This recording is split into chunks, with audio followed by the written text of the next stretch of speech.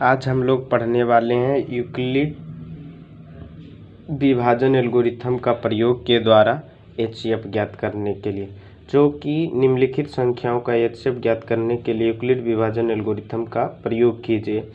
तो यूक्लिड विभाजन एल्गोरिथम जो होता है भाज्य बराबर भाजक गुने भागफल प्लस शेष, इसी के आधार पर हम लोग इसका फाइंड आउट करेंगे, यानी कि एचसीएफ निकालेंगे। तो आपको पहले जो क्वेश्चन है उसमें 135 और 225 के बीच में एचसीएफ निकालना है। तो हम लोग मान लेते हैं कि ए बराबर जो दिया हुआ है 225 है और बी बराबर 135 है। हम लोग जो बड़ा होता है उसको ए कहते हैं और जो छोटा होता है उसको बी कहते हैं, और हम भागा देंगे आपको बी से ए में। देखिए 135 से पहली चरण लिख लीजिएगा, हल यहाँ पर लिखिएगा हल, और उसके बाद पहली चरण यहाँ पर लिख दीजिएगा हल। उसके बाद मान लीजिए कि माना कि ए बराबर इतना और बी बराबर इतना, क्योंकि फुल प्रोसेस लिखिएगा तभी आपको एग्ज़ाम में नंबर मिलेगा। उसके बाद देखिए चरण एक में 135 से जब हम लोग भागा लगाते हैं तो 135 से कम 135, तो यहाँ पर से 5 में से 5 गया 0, यहाँ से हो गया 2, इसे पैसा लीजिएगा 3 3 12 हो जाएगा, 12 में से 3 जाएगा 9 बचेंगे। देखिए शेषफल यहाँ पर 0 के बराबर नहीं है, तो 0 के बराबर नहीं है, इसलिए हम लोग लिखेंगे यूक्लिड विभाजन प्रमेयिका से 225 बराबर 135 गुने 1 प्लस 90। उसके बाद जो शेषफल बचता है फिर पुनः उसे दूसरे चरण से में लगाएंगे, जो शेषफल बचता है उससे भाग लगाएंगे जिसे भाग लगाए थे पहली बार में। तो फिर यहाँ पर हम लोग एक बार में लगाएंगे 90 कम 90, यहाँ पर से जब 135 में से 90 घटाया जाएगा 45 आ जाएगा शेषफल। फिर शेषफल बराबर 0 नहीं आया, फिर लिखेंगे यूक्लिड विभाजन प्रमेयिका से 135 बराबर 90 कम 90 और प्लस के 35। फिर चरण नंबर 3 में हम लोग फिर बच गया, तो जो बचा 45 से फिर 90 में भाग लगाएंगे, 45 दूना का 90, यहाँ पर शेषफल आपका 0 बच गया। फिर लिखेंगे यूक्लिड विभाजन प्रमेयिका से 90 बराबर 45 गुने 2 प्लस की 0। इसलिए अब लास्ट जब तक ये शेषफल नहीं 0 नहीं आता है तब तक ऐसा करेंगे। अब देखिए शेषफल 0 आ गया, और जो संख्या यहाँ जो देखिए 45 से कट रहा है, इसी 45 को हम लोग संख्या 135 और 225 का एचसीएफ कहते हैं, तो इसलिए आपका आंसर 45 आ गया। अब हम लोग चलते हैं क्वेश्चन नंबर 2 में।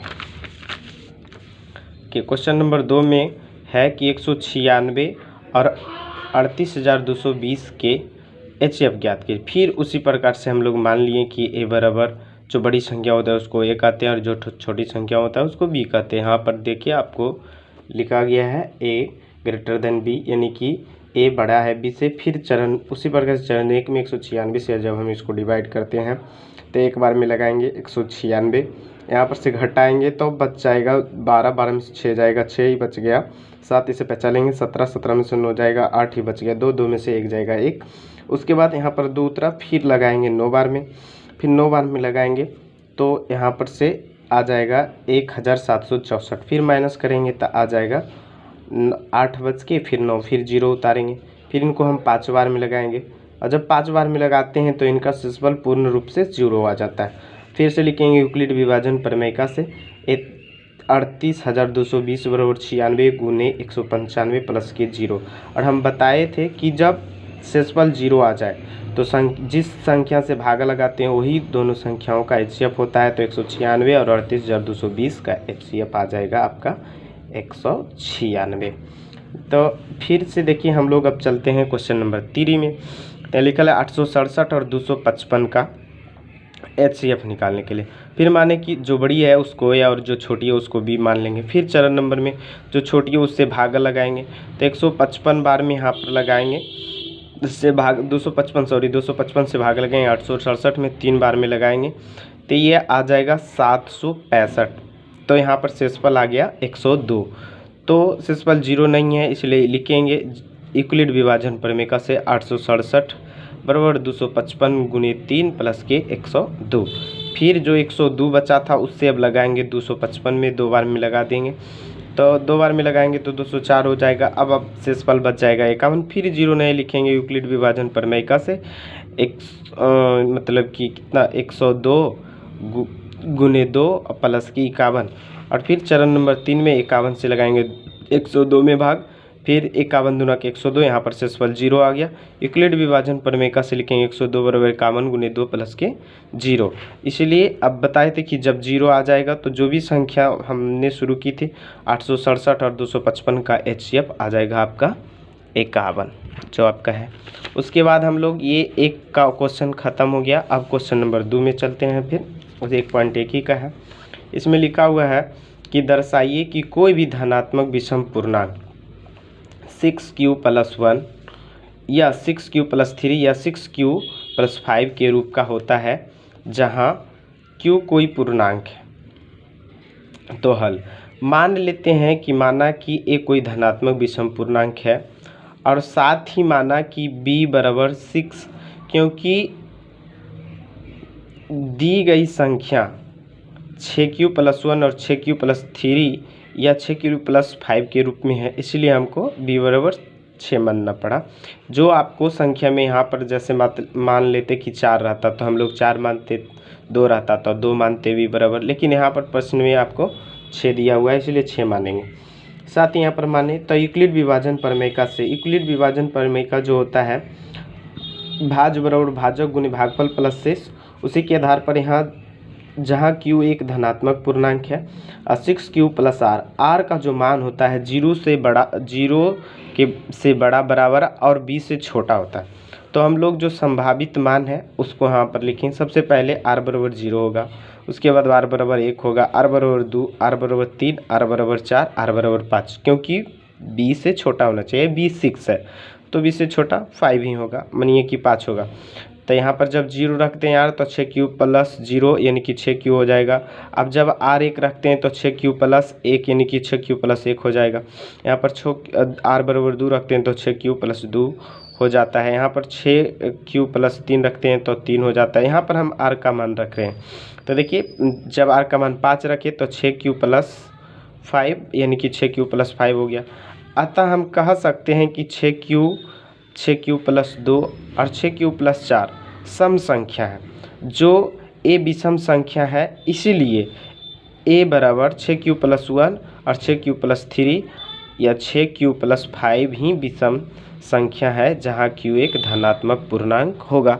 क्योंकि जब अब हम लोग मान रखते हैं कि q का मान 1 मान लिए तो 1 मानते तो 6 एकम 6 1 7 7 एक विषम संख्या, जबकि यहाँ पर हम लोग देखते हैं तो 6 का 1 q का मान 1 रखते हैं तो 6 एकम 6 तो 6, जबकि सम संख्या यहाँ पर रखते हैं तो 6 एकम 6 और 2 8 सम संख्या, 6 एकम 6 4 10 सम संख्या। लेकिन इसमें जो देखिए यहाँ पर 6 1 रखेंगे तो 7 आएगा, यहाँ पर 1 रखते हैं तो 9 आता है, यहाँ पर 1 रखते हैं तो 11 आता है, जो कि विषम संख्या है। तो इसीलिए इसका जो आंसर होगा इसी प्रकार से हम लोग इसको सत्यापित करेंगे। अब हम लोग अगला क्वेश्चन चलते हैं। क्वेश्चन नंबर 3 में थोड़ा प्रॉब्लम होगा क्योंकि मेरे पास अच्छा सा इंस्ट्रूमेंट नहीं है, तो थोड़ा आप लोग समझ ही रहे होंगे। आप लोग लाइक शेयर कीजिएगा तो मेरा भी वीडियो अच्छा क्वालिटी में आने लगेगा, क्योंकि अभी हम नए हैं। उसके बाद देखिए ज़्यादा देर नहीं करते हैं अब, क्योंकि टाइम भी देखते हुए कहता है क्वेश्चन नंबर 3 में कि किसी परेड में 616 सदस्य वाली एक सेना को हम लोग आर्मी कहते हैं कि एक टुकड़ी को 32 सदस्य वाले एक आर्मी के बैंड के पीछे मार्च कराना है। यानी कि परेड वगैरह होता है तो उसमें देखते हैं ढोलक जो ले रहता है बेचारा, उसको हम लोग कहते हैं बैंड वाला। तो दोनों को समूह को समान संख्या वाले स्तंभ में मार्च कराना है कि एक सैनिक के आगे एक ढोल वाला जाना है, तो उन स्तंभों की अधिकतम संख्या क्या होगा जिसमें वे मार्च कर सकते हैं। यानी कि सभी के संख्या में एक वाला ढोल होना चाहिए। तो देखिए हम लोग हल कर रहे हैं, माने कि हल तो सेना की पहली टुकड़ी की संख्या 616 है, उसके बाद सेना की दूसरी टुकड़ी की संख्या 32 है। तो माना कि हम अभी बताए थे, क्योंकि जो भी ऐसा पूछेगा स्तंभों की संख्या तो HCF निकालना है। HCF निकालने के लिए तो अभी हम यूक्लिड विभाजन प्रमेय का प्रयोग करके आगे आपको क्वेश्चन जो बता रहे उसी प्रकार से जो संख्या बड़ी उसको A मानेंगे और तथा जो संख्या छोटी उसको B मानेंगे। तो हम लोग जो छोटी संख्या होता है उस बड़ी संख्या से भाग लगाते हैं, भागा लगाएंगे, एक बार में लगाएंगे 32, यहाँ पर से घटाने के बाद ये हो जाएगा 11, 11 में से 2 जाएगा 9, ये बच जाएगा 2, ये बच जाएगा 296, फिर 9 बार में लगाएंगे 288, यहाँ पर शेषफल आपका हम लोग का बच रहा है 8। फिर लिखेंगे उसी प्रकार से यूक्लिड विभाजन प्रमेय से 616 बराबर 32 गुने 19 प्लस के 8। फिर जो शेषफल बचता है उसी से भाग लगाते हैं भाजक में, तो फिर लगाएंगे 4 बार में शेषफल हो जाएगा 0। और वही जब तक 0 नहीं आता है वहाँ तक बोले थे कि करने के लिए। तो यूक्लिड विभाजन प्रमेय से 32 बराबर 8 गुने 4 और बराबर के 0, यहाँ पर शेषफल 0 आ गया, इसलिए सेना के स्तंभों की संख्या कितना आ जाएगा 8। क्योंकि जब भी स्तंभ ऐसा क्वेश्चन पूछेगा कि अधिकतम संख्या कितनी होगी, तो अधिकतम संख्या जब भी पूछे तो हम लोग HCF की ओर जाएंगे और HCF निकालेंगे यूक्लिड विभाजन प्रमेय से। यूक्लिड विभाजन प्रमेय से HCF निकालना थोड़ा सा आसान होता है, क्योंकि हम लोग भागा बचपन से ही पढ़ते रहते हैं, इस वजह से यह आसान होता है। फिर क्वेश्चन नंबर हम लोग 4 में चलते हैं। लिखा है यूक्लिड विभाजन प्रमेय का प्रयोग करके दर्शाइए कि किसी धनात्मक पूर्णांक का वर्ग किसी पूर्णांक यम के लिए 3m या 3m के रूप का होता है। तो हम लोग फिर हल में जाते हैं। माना कि एक कोई धनात्मक पूर्णांक है और साथ ही b बराबर 3, क्योंकि प्रश्न में 3m या 3m प्लस 1 के रूप में है, इसलिए आगे भी बताए थे। यूक्लिड विभाजन प्रमेय से हम लोग a बराबर bq प्लस r होता है, जहां q एक धनात्मक पूर्णांक है, और बताए थे कि r का जो संभावित मान होता है 0 के बराबर और b से छोटा होता है। देखिए r बराबर 0 रखेंगे, तो जब हम लोग r बराबर 0 रखते हैं तो 3q प्लस 0, यहाँ पर जब हम एक का स्क्वायर, क्योंकि वर्ग का बात किया है तो वर्ग करेंगे, जब इधर वर्ग करेंगे तो इधर भी वर्ग करेंगे। अब वर्ग करेंगे तो यहाँ पर देखिए कि 3 का वर्ग तो 9 हो जाएगा और q का वर्ग q स्क्वायर, इसलिए 3 कॉमन ले लेते हैं तो 3 × 3q स्क्वायर होगा।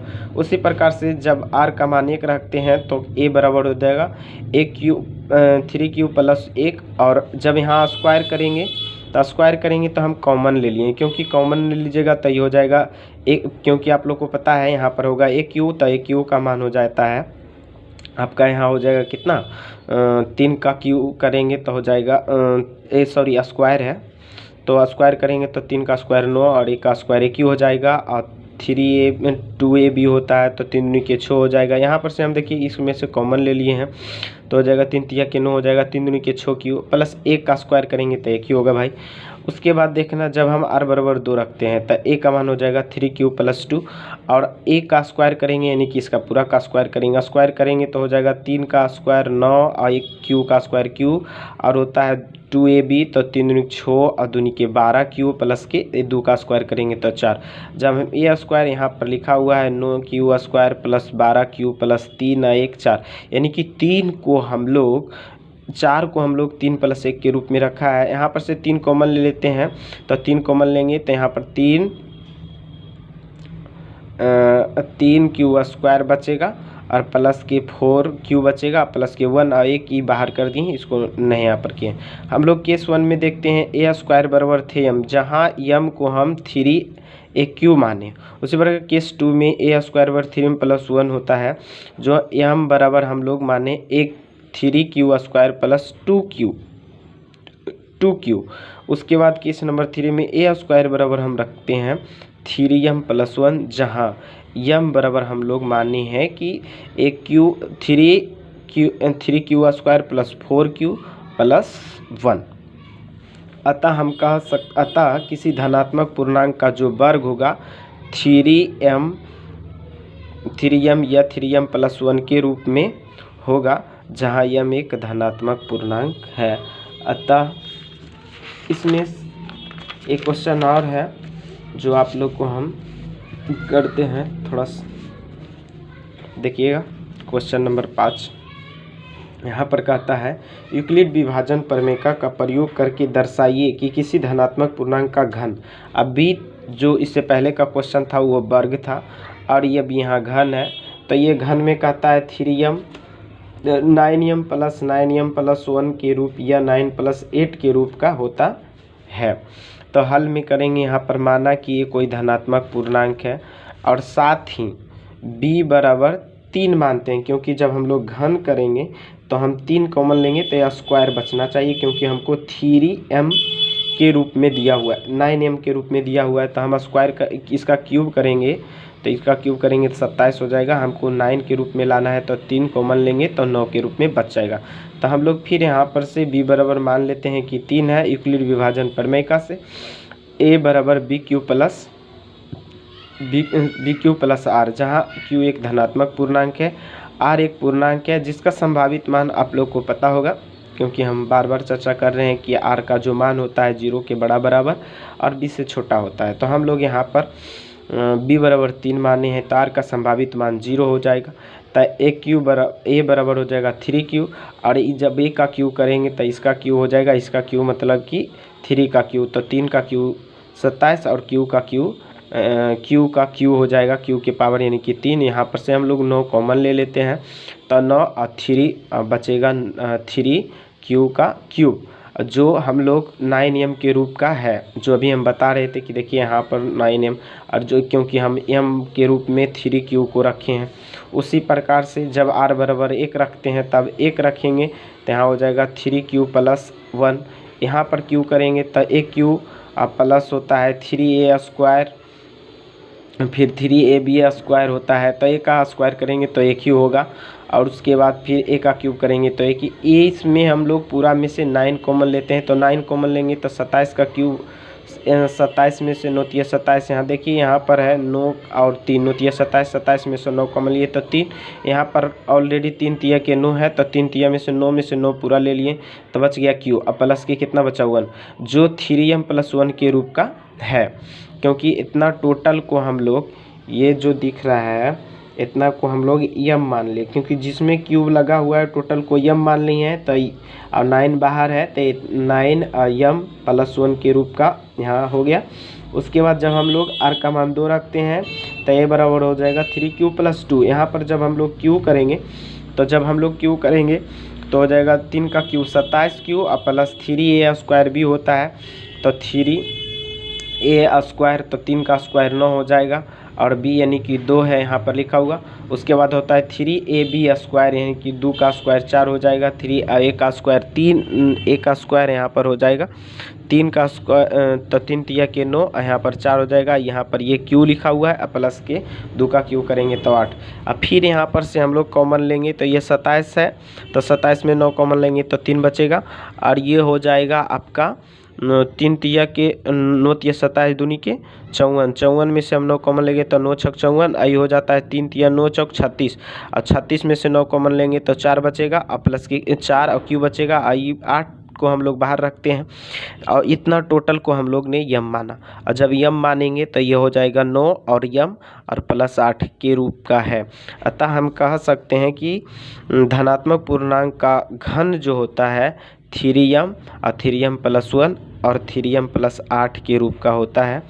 ये वीडियो इस चैप्टर का ख़त्म हो गया। मैं राहुल कुमार, और आशा करता हूँ कि आप लोग शेयर करें।